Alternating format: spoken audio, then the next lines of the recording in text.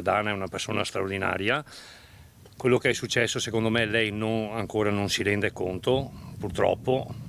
Tanto è vero che io sono appena diventato papà e mi ha detto dai un bacino alla tua bambina, dunque è una persona straordinaria. Mamma Dana Calarus è rientrata a casa roncata in mattinata dopo un pomeriggio e una nottata di attesa, angoscia e infine lo strazio più profondo, quello per la perdita del figlioletto Carlo Panizzo, 6 anni, con cui era andata a trascorrere una giornata di svago in spiaggia a Capasquali al Cavallino.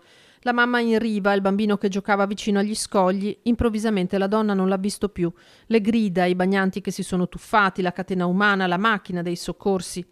Il corpo del piccolo, scomparso in mare, è stato rinvenuto sul fondale poco prima delle 3 del mattino.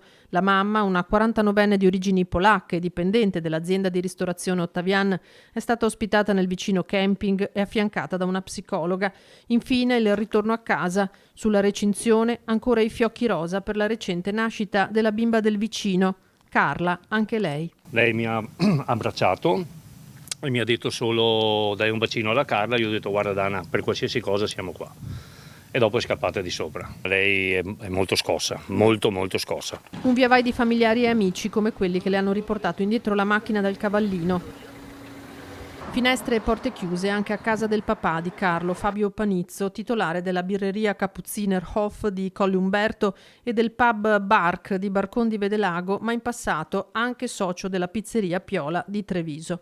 La coppia ha un altro figlio di pochi anni più grande del fratellino, per la cui morte ora la Procura della Repubblica di Venezia dovrà decidere se aprire un fascicolo. Il caso è in mano al sostituto procuratore Federica Baccaglini, che attende la documentazione delle indagini svolte dalla Capitaneria di Porto. A quel punto deciderà se procedere con l'inchiesta e disporre eventualmente l'autopsia sul corpo del piccolo, inchiesta in cui rischierebbe a quel punto di venire iscritta nel registro degli indagati anche la mamma del bambino.